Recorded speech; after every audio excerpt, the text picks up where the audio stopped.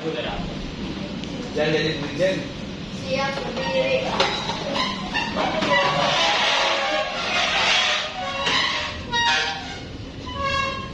Mari teman-teman, sebelum kita belajar, mari kita Indonesia Raya. Hiduplah Indonesia Raya. Indonesia tanah airku, tanah tumpah darahku. Di sanalah aku berdiri, jadi pandu ibuku. Indonesia kebangsaanku, bangsa dan tanah airku. Marilah kita berseru,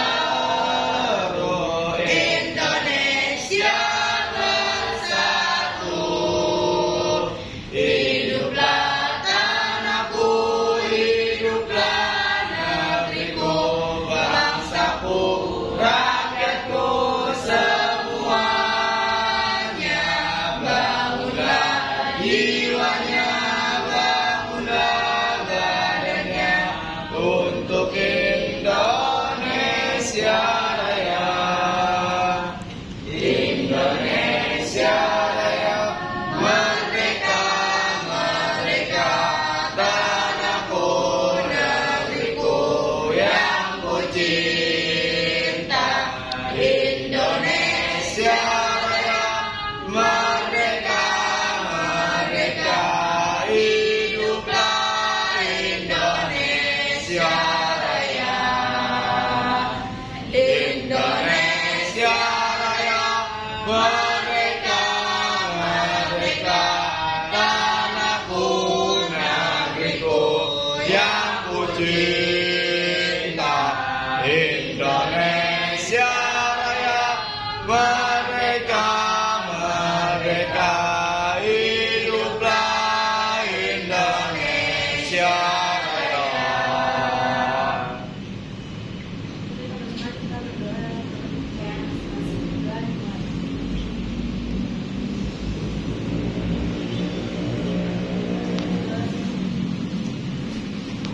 Memberi salam. Selamat siang, Pak. Ya, selamat siang, silakan duduk. Gimana kabar anak-anak, sehat? Sehat. Sama absen dulu ya. Iya.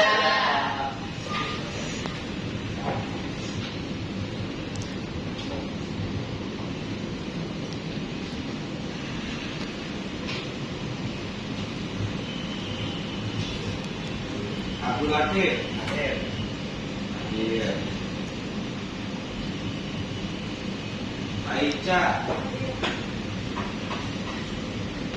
Alkiano. Amanda. Hari ini Satitri. Mana orangnya?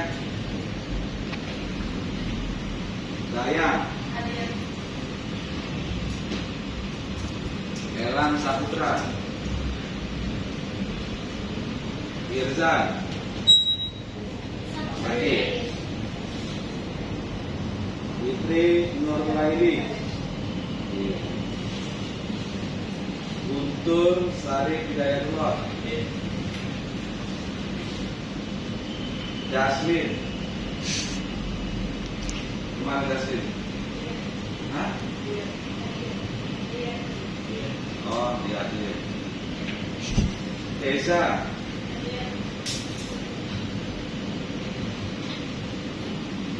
Ella. Nesya. Meli. Muhammad Bilal. Nurul. Tahel.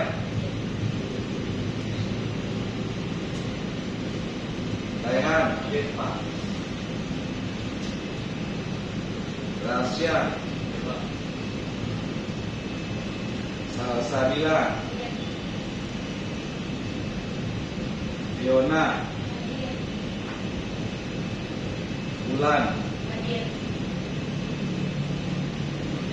Ini apa? Femita ya? Femita hadir. Oke.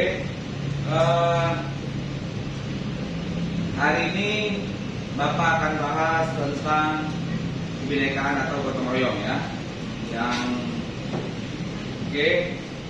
Mari silakan kita nyalakan proyektornya, terus matikan lampu.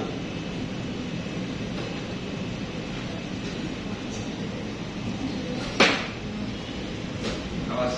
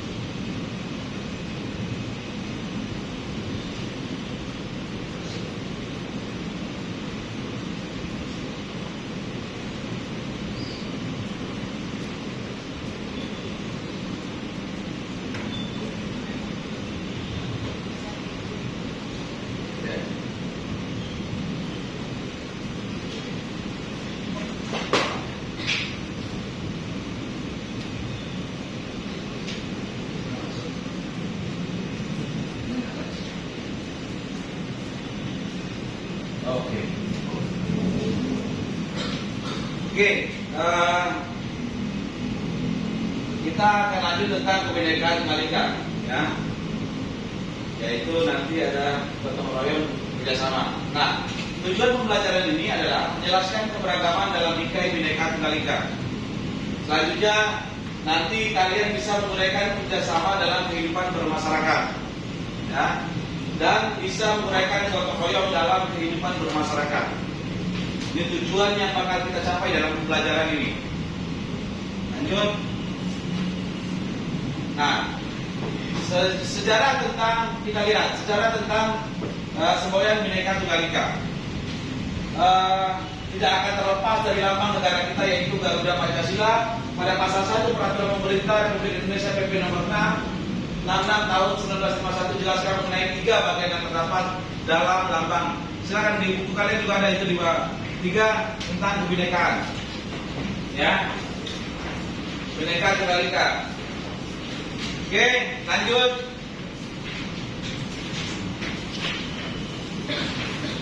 Nah, 3 bagian yang terdapat dalam dalam lambang negara.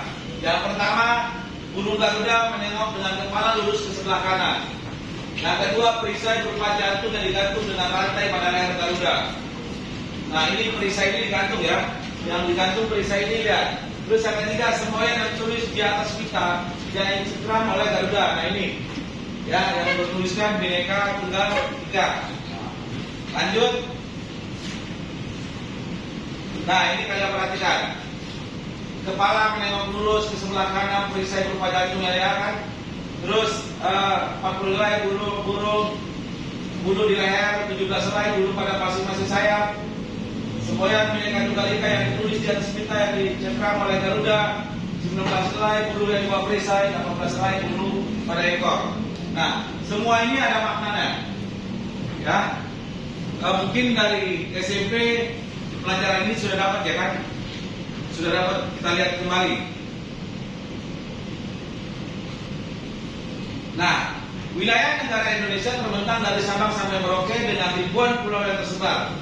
Di pulau-pulau tersebut berdiam penduduk dengan berbagai suku bangsa, bahasa, ya, budaya, agama, adat istiadat, dan bentuk-bentuk keberagaman lainnya. Karena negara kita adalah negara kepulauan, ya, yang berpencar, yang terdiri dari 38 provinsi.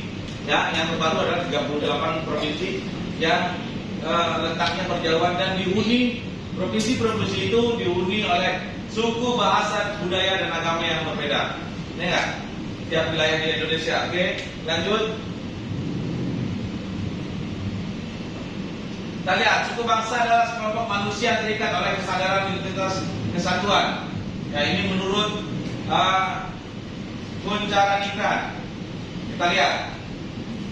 Dalam bukunya, Manusia dan Kebudayaan Indonesia, suku bangsa adalah suatu kesatuan hidup atas kelompok manusia memiliki sistem interaksi, hormat, kontinuitas, dan identitas yang sama untuk mempersatukan tiap anggotanya.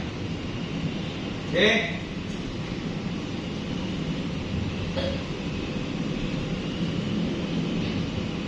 Nah, keberagaman suku di Indonesia juga mempengaruhi budaya masyarakat.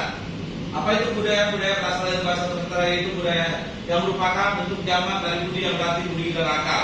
Nah, ini contoh kebudayaan yang ada di Indonesia karena kita sendiri yang tadi dari awal terdiri dari beberapa ragam budaya dan adat istiadat. Karena tidak bisa disamakan. Contoh, untuk Pulau Sumatera dengan Pulau Kalimantan itu budaya dan adat istiadat yang berbeda.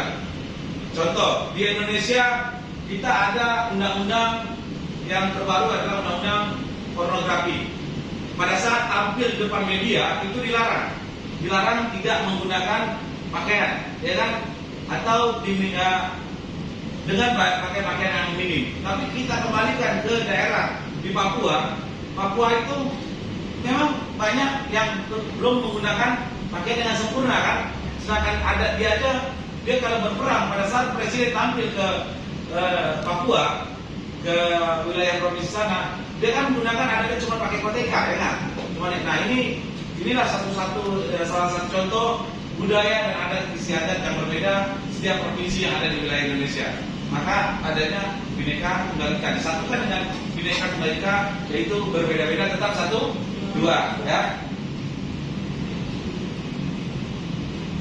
Nah, selanjutnya kebudayaan adalah segala kegiatan manusia dalam mengolah alam. Di dalam kebudayaan ini terdapat unsur-unsur universal, yaitu sistem mata pencarian, sistem teknologi, bahasa, kesenian, sistem pengetahuan, dan religi. Nah, sistem pencariannya pun berbeda setiap wilayah provinsi, tidak bisa disamakan, ya. Terus sistem teknologinya juga keterbatasan setiap provinsi. Ada daerah yang sudah maju, ada daerah yang tertinggal, ya. Lanjut, bahasa. Nah, yang bahasa ini yang sangat beragam, yang susah mempersatukannya. Kalau kalian pergi ke Kalimantan dengan bahasa Kalimantan, pergi ke Pontianak, ke Sulawesi, ke Sumatera, ini bahasanya akan berbeda-beda. Tapi dengan adanya Sumpah Pemuda pada tanggal 28 Oktober tahun 1928 yang menyatakan berbangsa satu, bangsa Indonesia, berbahasa satu, bahasa Indonesia, bertanah air satu, tanah air Indonesia. Itulah, ya. Makanya walaupun kita berbeda bahasa, setiap provinsi itu berbeda bahasa, tapi disatukan dengan adanya bahasa Indonesia. Oke. Kesenian pun berbeda-beda, ya. Itu tiap wilayah itu sistem pengetahuan religi. Nah, ini agama juga keagamaan ke provinsi itu ada yang mayoritas, ada yang minoritas. Contoh di Jakarta mungkin untuk agama Islam mayoritas. Tapi kalau di Bali, Pulau Bali itu agama Hindu mayoritas, ya enggak? Agama lain minoritas. Untuk di Kalimantan, ya, atau di Toraja itu mayoritas agama Kristen.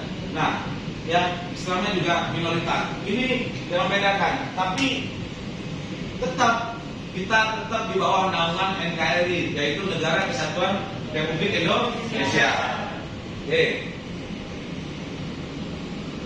Kita lihat sistem mata pencarian di Pulau Sumatera banyak menggantungkan hidupnya dari hasil perkebunan seperti kakao, karet, dan kelapa sawit. Ya, ini di Pulau Sumatera. Sama di Kalimantan juga sebenarnya banyak sawit. Sawit ini hampir separuh Pulau Sumatera ini digunakan sawit. Ya, digunakan oleh sawit. Contohnya di Lampung, di Jambi, di Sumsel. Itu rata-rata kalau kalian pergi ke sana, jalan-jalan ke sana, kebanyakan kebunnya itu kebun sawit. Ya, padahal kita produksi ini penghasil minyak terbanyak. Ya, Indonesia ini penghasil minyak terbanyak. Tapi minyak kita tetap mahal, ya kan? Padahal kita penghasil minyak terbanyak. Oke, lanjut. Nah, kita lihat lagi di daerah rendah seperti Pulau Jawa dan Bali, masyarakat banyak bermata pencarian sebagai petani dengan hasil pertanian seperti padi, kacang, jagung, dan tanaman palawija. Nah, dari sini kalian bisa paham daerah-daerah penghasilnya apa aja daerah itu. Kalian bisa paham. Tadi Sumatera lebih ke arah kakao, ya kan? Kakao dan sawit. Kakao apa? Coklat. Nah, untuk Pulau Jawa dan Bali itu lebih ke padi, kacang, jagung, ya, dan tanaman palawija. Lanjut. Nah, untuk daerah Nusa Tenggara, ya, Nusa Tenggara itu ada Nusa Tenggara Timur dan Nusa Tenggara Barat, ya kan? Ini diambil pukul rata untuk daerah Nusa Tenggara. Selain kegiatan pertanian, masyarakat juga banyak berprofesi sebagai peternak. Hal ini didukung oleh iklim dan jenis tanaman yang kondusif untuk kegiatan peternakan. Nah, bedanya dengan di Pulau Jawa dengan di pulau-pulau lain. Kalau di NTB ini peternak sapi ini dilepas. Sapinya kalau pulang, kalau sore itu nggak dibawa pulang, nggak pakai tali. Beda memang di Nusa Tenggara ini atau di Bima, di NTB ini dia kalau beternak sapi kan nggak seperti kita orang-orang Jawa. Kalau sore atau sapinya dilepas, ntar diiketin di sawah, ya kan, di rumput, terus setelah sore dibawa pulang dimasukin kandang. Kalau di Nusa Tenggara Barat ini sapi ini dilepas campur aduk. Jadi saya punya sapi 10. Terus ini punya si Eran punya sapi 10 juga. Itu dilepas diumbar, tapi ditandain dengan kuping atau kayak ini ada tanda-tandanya, atau digorong kupingnya atau ditandain punggungnya. Nah, ini pada saat sapi itu lahir kan belum ada tanda, makanya dari kecil juga diberi tanda. Karena untuk menandakan itu sapi siapa, dilihat sapi itu menyusui dengan siapa, induknya punya siapa. Berarti kalau induknya punya saya, berarti itu sapi saya, ya kan? Cirinya itu. Nah, dilepas-lepas. Makanya pada saat dibawa ke Jakarta, sapi-sapi dari Nusa Tenggara Timur, Nusa Tenggara Barat itu hidungnya nggak bolong, nggak dicocok. Beda dengan dari provinsi-provinsi lain. Di Pulau Jawa ini diikat, ya. Di Sumatera juga, di Pulau Sumatera rata-rata ini dicocok hidungnya untuk supaya tidak bisa lari dan bisa dipantu. Tapi beda di Nusa Tenggara ini, dia dilepas, nggak diumpanin, nggak. Pada saat sore nggak disuruh masuk, dilepas aja di hutan tiap hari. Jadi berkembang biak dia secara alami, ya, berkembang biak secara alami di hutan itu. Nah, pada saat dia mau ambil baru ditangkap, ya. Lanjut. Terus di daerah Kalimantan banyak memiliki tanah gambut, masyarakat menggantungkan hidupnya dan hasil hutan pertambangan dan perkebunan. sama dengan masyarakat Sulawesi. Mata pencarian hidupnya adalah bertani, berkebun atau terlibat kegiatan pertambangan. Nah, ya di Kalimantan ini kita lihat hasilnya batu bara banyak tambang, ya sama dengan pulau di kita Papua, tambang emas, ya kan? Nah ini ya, lanjut. Kalau silakan kalau ada pertanyaan langsung ya. Nah, masyarakat di daerah pesisir memata pencarian dengan memanen hasil laut seperti ikan cumi, udang, mutiara. Nah, kebanyakan dari sebagian pulau kita ini adalah mencari makan dengan cara melaut. Contohnya ada lagu Nenek moyangku seorang pelaut. Nah, karena kita terdiri dari beberapa pulau, ya, dan kita lebih banyak lautan pada daratan, makanya penghasil ikan ini tidak hanya satu wilayah, tapi rata-rata ini menghasil ikan untuk wilayah-wilayah pesisir pantai.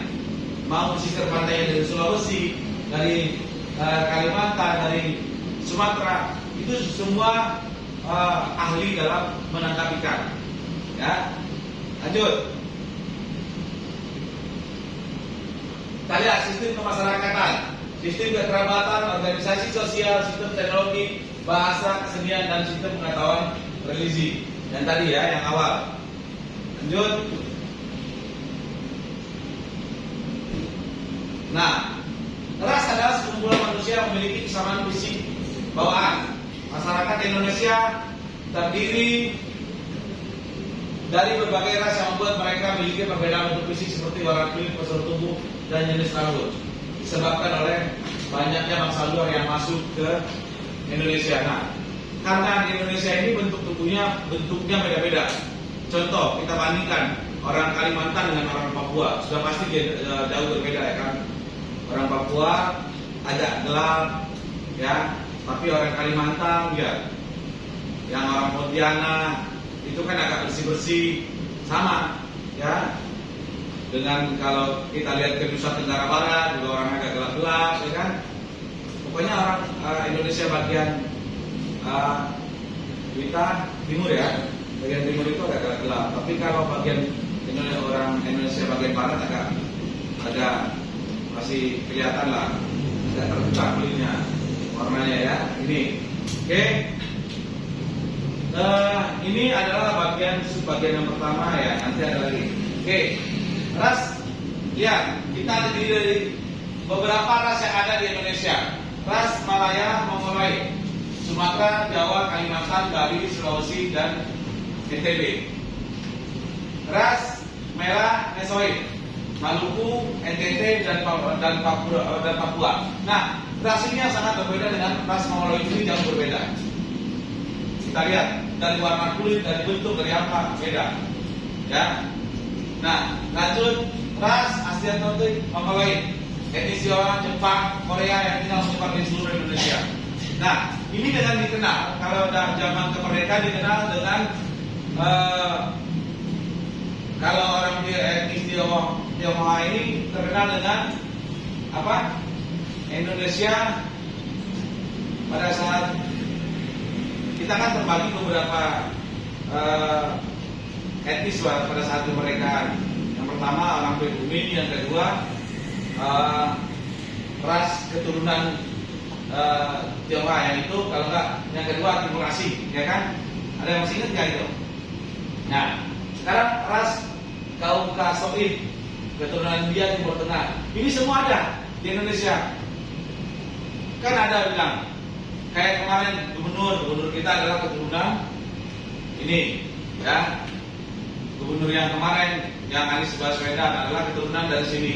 Terus gubernur yang sebelum Anies, yang Ahok adalah dari sini, ya enggak? Kita banyak macam-macamnya, macam manusia. Nah, inilah disatukan dengan kebinekaan. Makanya berbagai macam. Ya. Oke, lanjut. Nah, keberagaman ditunjukkan untuk mewujudkan persatuan dan kesatuan negara kesatuan Republik Indonesia. Sikap toleransi dan menjunjung tinggi kebutuhan bangsa Indonesia di atas kepentingan pribadi harus diutamakan agar bangsa ini tidak terjerumus dalam konflik yang menimbulkan perpecahan. Nah, disinilah yang kalian harus terapkan sikap toleransi yang tinggi terhadap etnis lainnya. Karena kita terdiri dari berbagai macam etnis, itu gampang dipantik, ya, gampang dibakar dan dipanas-panasin. Sedikit bermasalah akan terjadi perang antar ras. Kita pernah terjadi pengalaman, contohnya di Sampit, di Kalimantan, ya kan, antara ras Madura dengan orang Kalimantan. Di Sampit, antara Muslim dengan non-Muslim, ya enggak? Nah, ini pernah sempat terjadi karena sedikit pemicu kita bisa perang antar wilayah atau antar ras. Yang harus, makanya saya berharap kalau kita belajar kebinekaan, berarti kita belajar sifat toleransi, belajar menghargai orang lain. Jadi jangan menganggap kelompok atau etnis kita yang paling hebat. Enggak ada. Ini Indonesia semua sama, ya. Dan semua etnis itu diakui. Selagi dia warga negara Indonesia, maka negara berhak melindungi kebutuhan dia. Secara hukum, maka siapapun dia, selagi warga negara manapun, dari etnis manapun, maka Indonesia wajib melindungi warga negaranya. Ya, sampai sini, lanjut. Nah, toleransi sering dikaitkan dengan hormat, menghormati, dan menghargai perbedaan yang ada. Toleransi adalah sikap terbuka, menghormati, dan menghargai perbedaan yang ada di antara sama manusia. Kalau kita toleransi tingkat tinggi, berarti kita menghargai bahwa dia juga sebagai manusia. Hargai dia sebagai manusia, maka kita akan dihargai orang. Jangan pernah berpikiran pengen dihargai tapi nggak pernah menghargai orang lain. Hargai dulu diri kita, hargai orang lain, baru orang lain akan menghargai diri kita. Ya kan? Hormati orang lain, kan prinsipnya gitu. Kalau di sini hukum alam berlaku, hukum Tuhan berlaku. Kalau kalian tidak pernah menghargai orang lain, bagaimana kalian mau dihargai? Kalau kalian tidak pernah menghormati orang lain, bagaimana kalian mau dihormati? Sedangkan kalian sendiri tidak pernah menghormati orang lain. Nah, ya, terus bisa menghargai perbedaan di antara sama manusia. Kamu tahu, kalau kalian dulu di desa tahu desa, kalau nyala kompor itu pakai kayu bakar kan? Kayu bakar. Kalau pakai kayu bakar, kalau kayunya ditumpuk begini aja nggak akan nyala. Tapi karena disilang-silang, karena ada perbedaan silang-silang maka timbul api, ya kan? Kalau asal ditumpuk nggak bakal nyala. Nah, karena disinilah perbedaan itu sudah. Ya, dengan adanya perbedaan berarti adanya kita saling membutuhkan sebagai manusia. Oke, lanjut. Ya, selanjutnya bentuk perilaku toleransi dalam kehidupan beragama, norma dan kebiasaan. Meyakini bahwa norma kebiasaan adalah baik bagi para penganutnya. Tidak melaksanakan norma atau kebiasaan kepada suatu masyarakat. Nah, kalau kita meyakini bahwa norma dan kebiasaan adalah baik bagi para penganutnya, maka kita jalankan. Tapi tidak, dengan poin yang di bawah ini, tidak melaksanakan norma kebiasaan kepada satu masyarakat. Kita tidak boleh memaksakan norma kita, aturan kita kepada masyarakat atau kelompok masyarakat tertentu. Kalau memang itu baik menurut kita, ya ini menurut kita. Tapi kita tidak boleh memaksakan terhadap orang atau kelompok lain. Jangan mentah-mentah, oh ini norma menurut kita baik nih, hebat, bagus. Tapi jangan dipaksakan ke etnis lain, ke ras lain, ke daerah lain. Kalau memang dia tidak meyakini bahwa norma itu baik, buat dia nggak boleh, ya, dilarang. Karena contoh norma agama. Norma agama itu pasal 29 Undang-Undang Dasar 1945 bahwa ayat 2-nya mengatur kebebasan beragama untuk memilih dan menganut agama sesuai dengan kepercayaan masing-masing. Pasal 29. Jadi tidak boleh dipaksakan. Ya, kalau dia mau masuk pindah secara agama, dia anggap dia meyakini norma itu bagus, dianggap diyakini itu baik, dia mau pindah secara sukarela, itu tidak masalah. Tapi yang menjadi masalah kalau kita paksain, ya, sama dengan kita agama juga. Kan contoh masuk ke norma agama. Kalau norma agama, menurut saya, agama saya sangat baik. Tapi tidak boleh kita paksakan ke orang lain. Ya, tidak boleh. Karena kita juga harus menghargai. Yang tadi yang sifat toleransi tadi, harus menghargai perbedaan itu. Ya, lanjut. Terus menghormati, menghargai perbedaan norma kebiasaan yang berlaku di daerah. Ya, karena kebiasaan di daerah itu dengan kebiasaan di daerah kita belum tentu sama. Saya pernah pergi ke Bali, ya, ke Bali itu pada saat jalan-jalan ke Bali waktu saya muda, saya juga kan kelayapan, ya. Nah, pada saat saya muda saya pernah pergi ke Bali, itu untuk cari makanannya halal aja saya susah bagi saya. Tapi bagi agama orang yang di Bali, karena itu budaya dia, adat dia, agama dia, itu mudah bagi dia, nggak ada masalah. Nah, pada saat saya mau makan, cari tempat nasi padang aja susah. Cari bakmi yang tidak pakai B2 susah kalau di Bali. Selalu saya kalau mau makan nanya dulu, pakai B2 nggak? Oh pakai ini Pak, katanya. Oh ya udah saya cari yang nggak pakai lah, saya bilang. Nah, ini pernah saya alami dan kita nggak boleh juga memaksakan norma kita harus berlaku, karena kita juga di sini harus menghargai norma yang berlaku di daerah tersebut, ya. Lanjut, tidak memandang rendah kepada norma atau kebiasaan yang berbeda dengan dirinya. Ya, ini yang tadi saya bilang, tidak menganggap norma kita yang paling baik, norma kita yang paling bagus, yang paling canggih, itu nggak boleh, ya. Tolong dicubit temannya sebelah, ya. Itu tidak memandang rendah kepada norma dan kebiasaan yang berbeda dengan dirinya, ya, yang berbeda dengan dirinya. Jadi jangan menganggap bahwa norma atau agama atau kepercayaan kita lebih baik.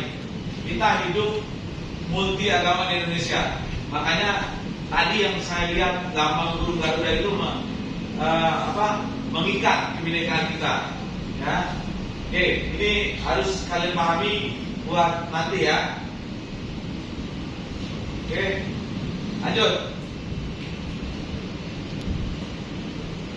Nah, mengamalkan ajaran agama, menghormati agama dan kepercayaan orang lain, tidak melaksanakan. Boleh kita mengamalkan agama kita, ajaran agama kita boleh.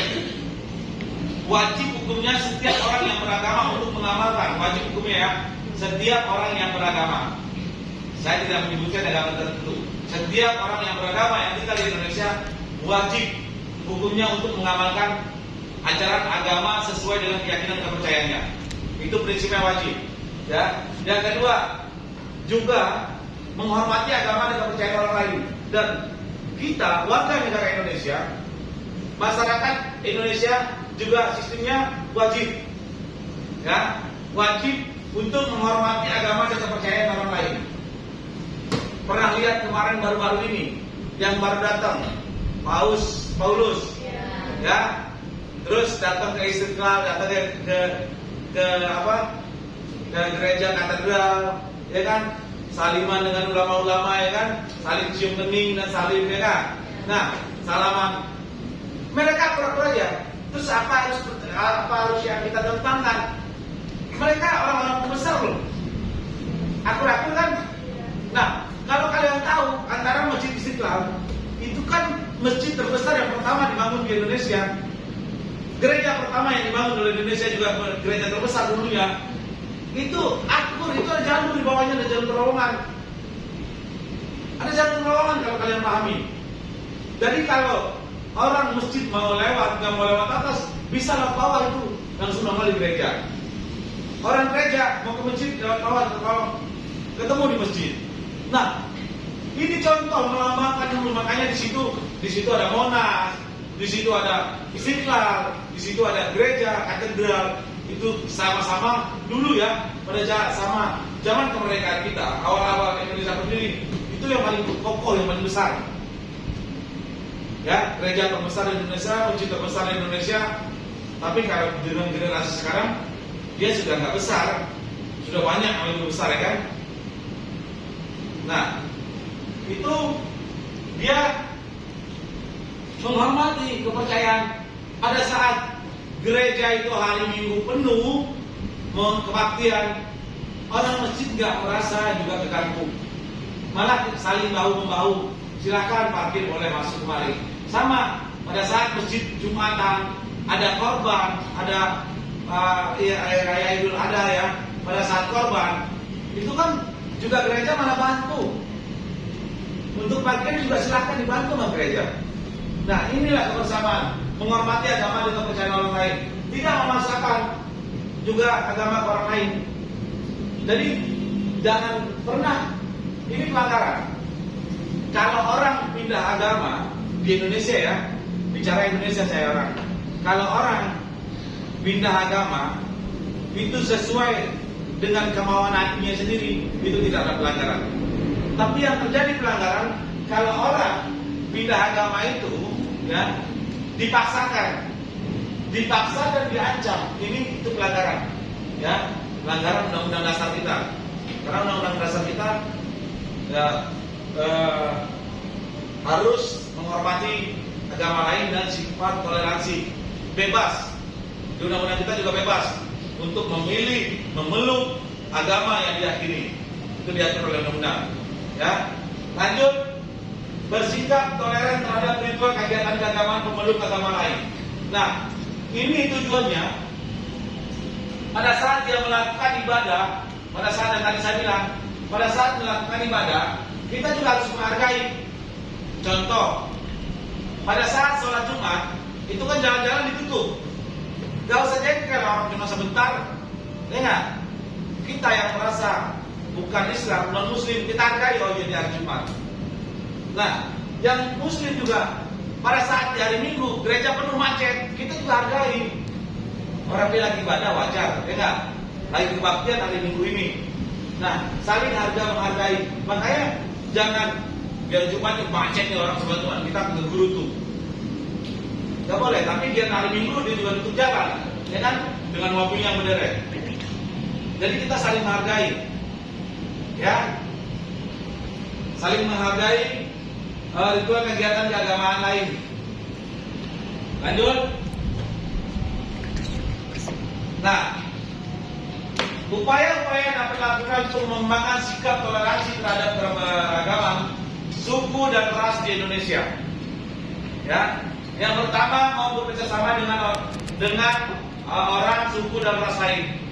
Jangan mentang-mentang kita orang Jakarta, ya, terus datang orang Papua, ya kan? Kita nggak mau bekerjasama sama dia.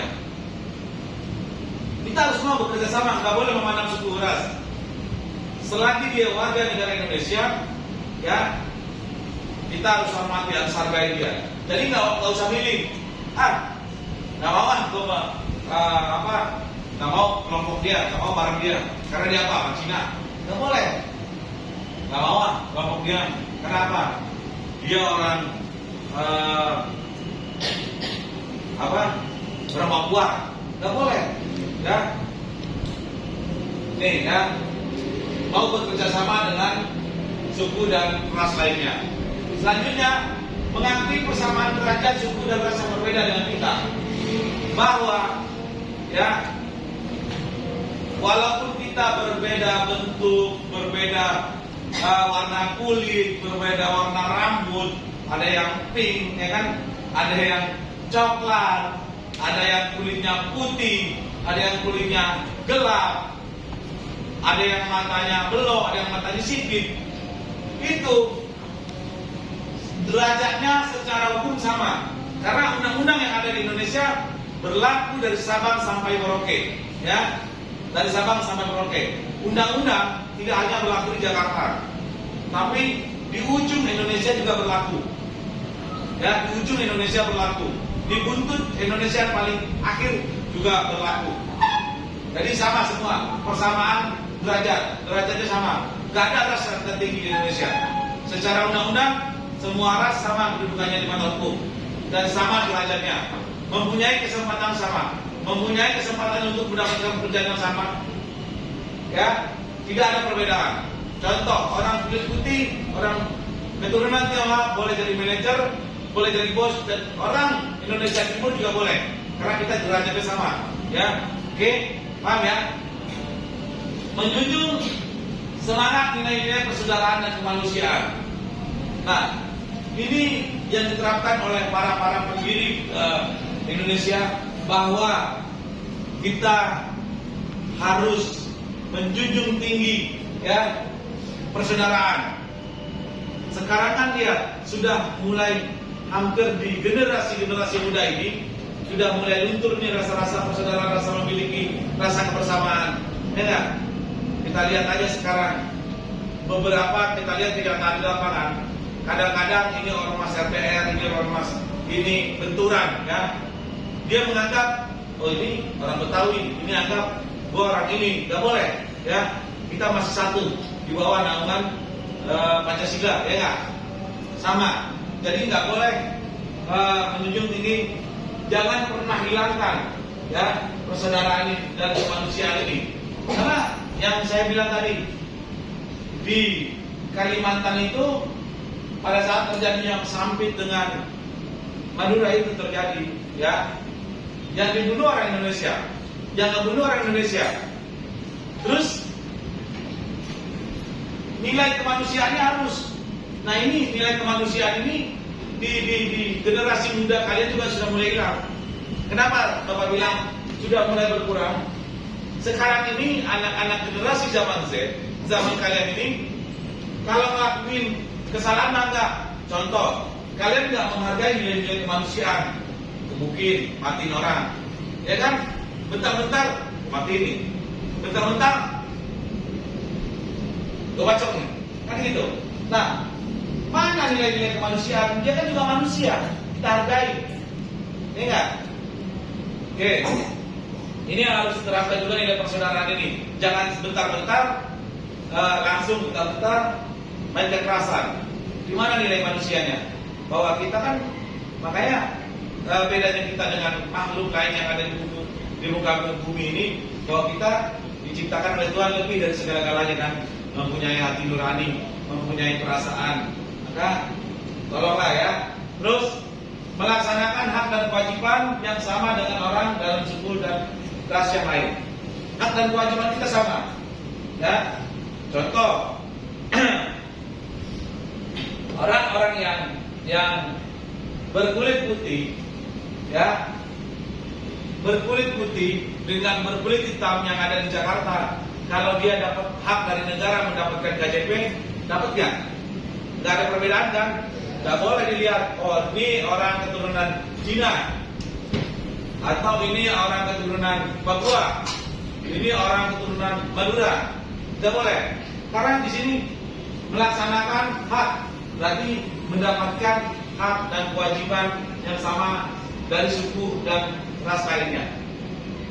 Ya, jadi tidak memandang warna kulit suku mana, kalau dia berada di DKI dan mempunyai KTP DKI, walaupun aslinya dia keturunan Papua, dia keturunan Tionghoa, dia keturunan mana, tapi dia mendapatkan melaksanakan hak yang sama. Ya, kewajiban dia juga, kewajiban dia dengan suku yang berbeda, dengan ras yang berbeda, harus wajib mentaati aturan, ya kan? Semua sama kita. Hak dan kewajiban kita sebagai warga negara itu sama, nggak ada perbedaan, nggak ada yang pengecualian, nggak ada anak emas di Indonesia ini, semua sama, ya.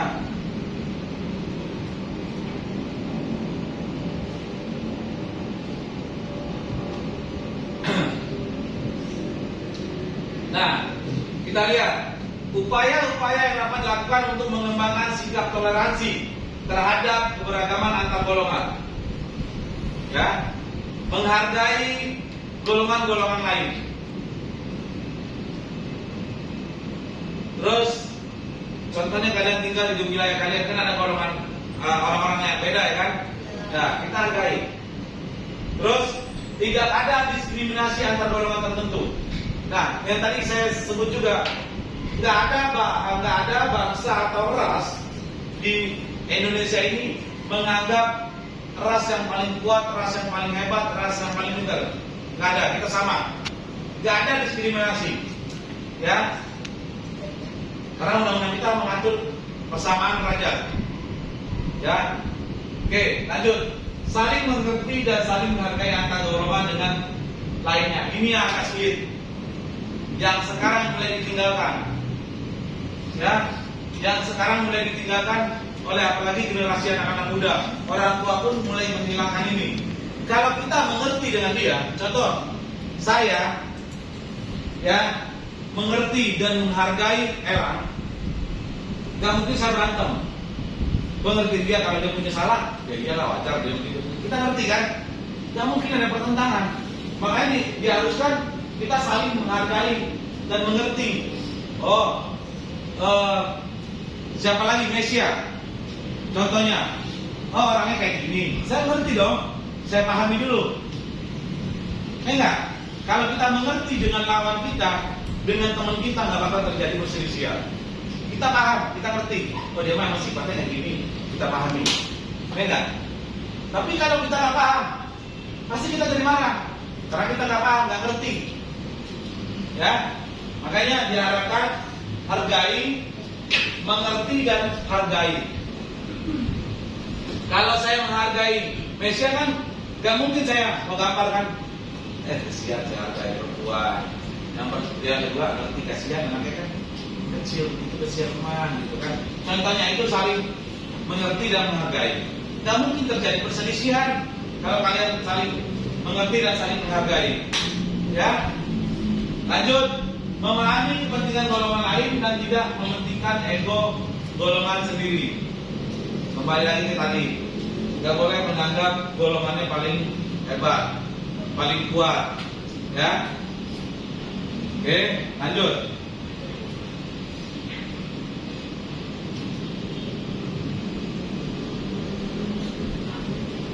Ya, ada pertanyaan sampai sini kemerdekaan? Hah? Ada pertanyaan? Kayaknya udah pada lemes, pada muak, pada ngantuk. Hah? Belum, enggak sampai celana doang sih.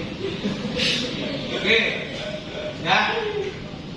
Kalau enggak kita lanjut ke sub 2, sub B-nya ya.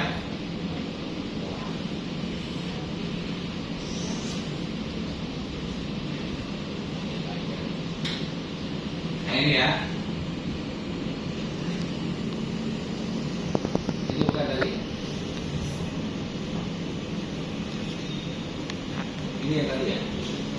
Nah.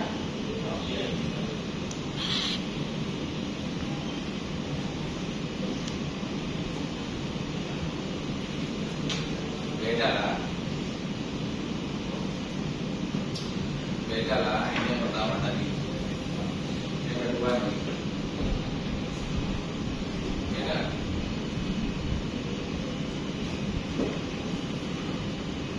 Karena ini tampilan awalnya sama.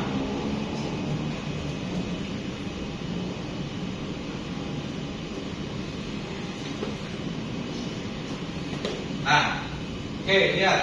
Hakikat dan kerjasama dalam kehidupan bermasyarakat, kerjasama gotong royong dalam kehidupan masyarakat, semangat perjuangan rakyat Indonesia untuk merebut dan mempertahankan kemerdekaan, mendorong setiap warga negara untuk melakukan kerjasama dengan berbagai bidang kehidupan, sama juga penting dalam pembangunan nasional. Di sini kita lihat, ya, pada saat memperjuangkan rakyat Indonesia, memperjuangkan kemerdekaan Republik Indonesia, kan tidak hanya golongan tertentu yang berjuang, ingat. Tidak hanya etnis Jawa, tidak hanya etnis yang ada di Sumatera atau yang ada di Bali, yang ada di Kalimantan, kan semua bareng berjuang bersama-sama untuk merebut kemerdekaan Indonesia. Benar kan? Iya. Ya.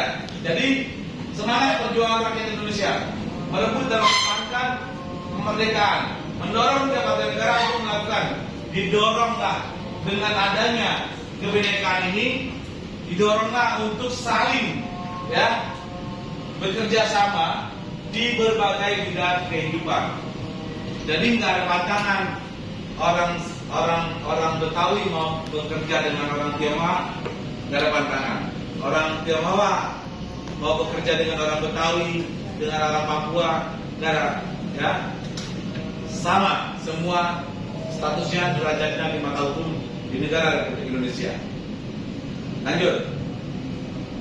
Nah, pembangunan nasional adalah rangkaian upaya pembangunan yang berkesinambungan, meliputi seluruh aspek kehidupan masyarakat, bangsa dan negara untuk melaksanakan tugas terwujudnya tujuan nasional sebagaimana dirumuskan dalam, masih ingat ya, sebagaimana dirumuskan dalam pembukaan Undang-Undang Dasar Negara Republik Indonesia. Yang pertama, tujuan Indonesia apa? Mencerdaskan kehidupan. Alinea keempat, terus alinea keempat, pembukaan Undang-Undang Dasar kan tujuan negara kita tercantum dalam Undang-Undang Dasar Negara Republik Indonesia. Paragraf keempat atau alinea keempat, mencerdaskan kehidupan bangsa, ikut melaksanakan ketertiban, terus yang berdasarkan kemerdekaan. Jadi disinilah tujuan kita sudah tertulis dalam undang-undang, dalam pembukaan atau yang disebut mukadimah.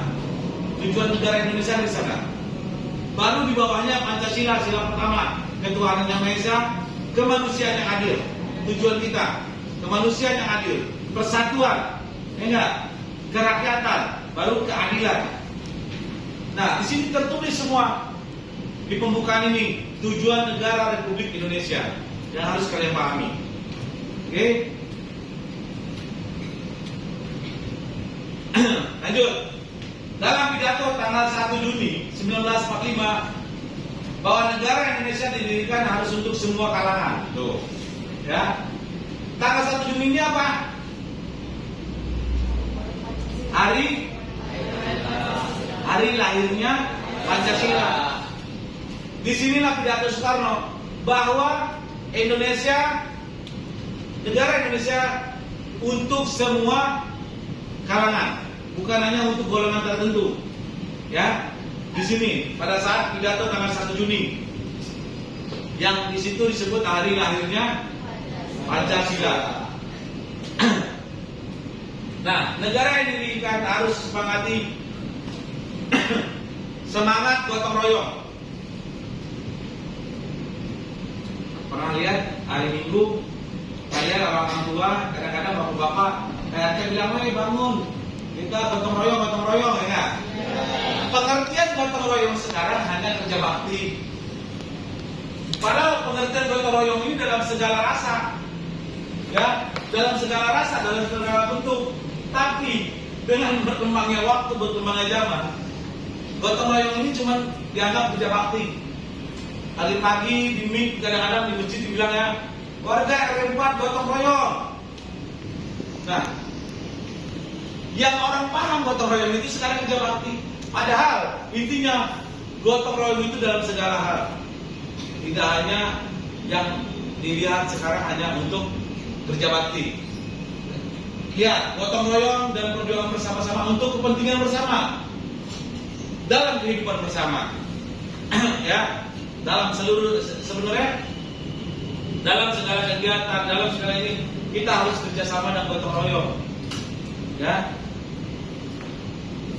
apalagi kita sebagai manusia, sebagai makhluk sosial, nggak bisa kan sendiri.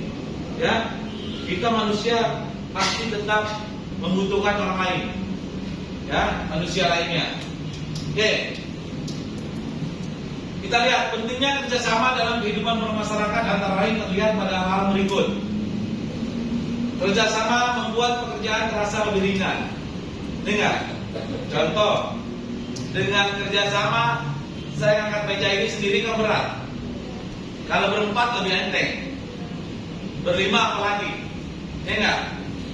Nah ini, jadi sesulit apapun, seberat apapun pekerjaan, kalau kalian lakukan bersama itu lebih mudah dan lebih ringan. Makanya kadang-kadang untuk menguji kebersamaan kalian, untuk menguji kebersamaan kalian dan gotong royong, kadang-kadang guru memberikan kalian kerja kelompok. Di situ terlihat yang mau kerjasama, yang mau bekerja kelompok, atau yang nggak mau kerja. Ya nggak? Di situ terlihat. Ya. Kerjasama dapat membuat pekerjaan yang terselesaikan dengan cepat. Contohnya, ya, dalam buku ini, kalau saya suruh kalian kerja sendiri, ya, contoh saya kasih bab 1 untuk kalian ketik. Ya, saya contoh untuk bab 1 untuk kalian ketik. Kalau kalian lakukan sendiri itu sebulan aja belum tentu jadi. Ya enggak? Tapi kalau berkelompok, kalau satu bab itu taruhlah 30 halaman. Ya enggak? Taruh 30 halaman. Kalau kalian kelompoknya ada 6 kali 5, nah, ya enggak, ada 6. Satu kelompok ini kerjain nomor 1 sampai nomor 5, halaman 5. Yang ini halaman 6 sampai halaman 10. Selesai nggak? Cepet nggak? Selesai kan? Kalau memang bekerja semua. Dia ngetik dari halaman 1 sampai halaman 5. Yang satu lagi orang kedua dari halaman 6 sampai 10. Yang ketiga dari halaman 11 sampai 15. Mudah nggak? Cepet nggak? Satu bab. Coba kalau kerja sendiri. Nah, makanya dianggap kerjasama dapat membuat pekerjaan cepat terselesaikan. Ya. Lanjut. Kerjasama membuat tujuan dapat tercapai dengan efektif. Selain waktunya cepat, ya kan? Efektif, nggak begitu lama, nggak makan waktu lama. Kalau kalian kerja sendiri satu bab, kalian bisa sebulan atau 2 bulan, tapi dengan kerjasama dengan adanya kelompok, kalian lebih mudah, kerjanya lebih cepat, ya kan? Efektif. Ya. Lanjut. Kerjasama dapat meningkatkan rasa kesetiakawanan. Dengan tadi diawali dengan saling menghargai, saling menghormati dan mengerti. Kalau kita ngerti dengan orang lain, dengan kelompok kita, dengan sahabat kita, maka akan timbul rasa kesetiakawanan. Ya enggak? Lanjut. Terus kerjasama dapat memupuk tanggung jawab sosial. Ya, tanggung jawab sosial. Lanjut. Kerjasama juga dapat memupuk rasa kebersamaan. Makanya ada istilah pepatah, ya, penanggung apa pepatahnya saya lupa nih. Berat sama dipikul, ringan sama, nah, sama-sama. Berat sama dipikul, ringan sama dijinjing. Jangan kita milih. Oh ini kan kalau kalian sekarang anak muda sekarang kan seperti itu. Ngangkat kerja bareng nih, kerja sama nih, ngangkat bareng dipilih dulu ini agak ini kan yang bawah, yang berat dari dia. Ini curang ya kan? Gak boleh. Itu nggak kerja sama namanya. Gak ikhlas kerja samanya. Terus ya lanjut. Nah, Indonesia hakikat gotong royong dalam kehidupan bermasyarakat. Indonesia memiliki bentuk kerjasama yaitu yang khas. Gotong royong berasal ya ini dari kata pikul dan kata angkat. Ya, royong berarti bersama-sama, berarti kita pikul bersama-sama. Kamu pernah lihat pada saat ya yang orang Islam meninggal, bawa keranda itu kan bareng-bareng kan? Ya, ringan, coba semua sendiri, ya enggak? Nah itu kerjasama. Ya makanya dalam segala ini saudara menyelesaikan tugas secara bersama-sama untuk mencapai hasil yang diinginkan. Oke, lanjut.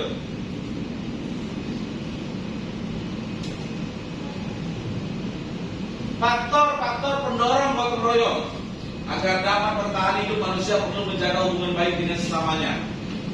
Karena kebutuhan kita nggak bisa kita tutupi sendiri, ya nggak? Kebutuhan kita pasti kita butuh orang lain.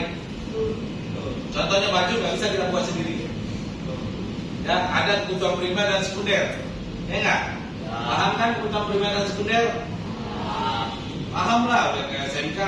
Ya, terus dalam diri manusia ada kesadaran untuk saling membantu dan mengutamakan kepentingan bersama. Nah, ini saling membantu. Ada kesadaran untuk saling membantu ini seperti hilang pada zaman Covid. Tahu nggak? Orang jatuh di jalan dilihatin diemin aja, karena takut. takut. Nah, nggak ada membantu orang pada saat orang itu menggeletak. Padahal kita diajarkan untuk saling membantu, ya enggak? Menghormati, menghargai. Tapi pada saat zaman COVID itu hilang semua. Makanya kembali yuk kita bahas kebinekaan kita. Kita kembali rasa kebersamaan kita, rasa sama-sama memiliki Indonesia, sama-sama menjadi warga negara Indonesia yang baik. Oke, sampai sini ada pertanyaan? Hah? Nah, kesimpulannya, refleksi ya, kesimpulannya yang terakhir, bahwa intinya kalian dalam kebinekaan diutamakan gotong royong, kerjasama, dan saling menghargai. Ya, oke? Ya, kalau memang tidak ada, Bapak akhiri pelajaran Bapak. Dan ada pertanyaan? Oke, Bapak akhiri ya. Oke, sekian dan terima kasih sekali.